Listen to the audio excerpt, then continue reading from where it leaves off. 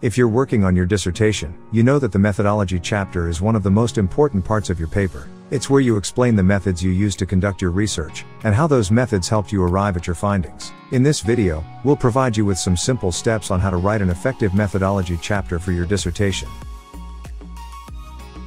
The first tip is to explain your research approach. You need to explain the rationale behind your research design, whether it's qualitative, quantitative, or mixed methods. You also need to justify why you chose that particular approach and how it relates to your research questions or hypotheses. The second tip is to describe your data collection methods. This is where you explain how you gathered your data, whether it was through surveys, interviews, observation, or other methods. You should also discuss how you ensured the validity and reliability of your data, and how you addressed any potential biases.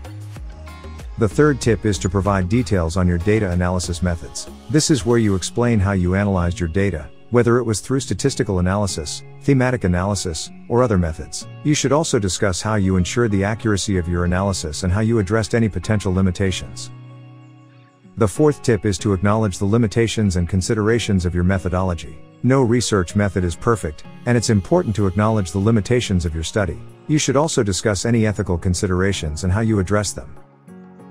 Finally, it's important to consult relevant literature when writing your methodology chapter. This will help you to justify your research approach and methods and to ensure that your study is aligned with previous research in your field. Writing a methodology chapter can be challenging, but if you follow these steps, you'll be well on your way to a successful dissertation. Remember to explain your research approach, describe your data collection methods, provide details on your data analysis methods, acknowledge limitations and considerations, and consult relevant literature. We hope this video helps you in writing an effective methodology chapter for your dissertation. If you have any questions or comments, feel free to leave them below. And don't forget to subscribe for more helpful content. Good luck with your dissertation.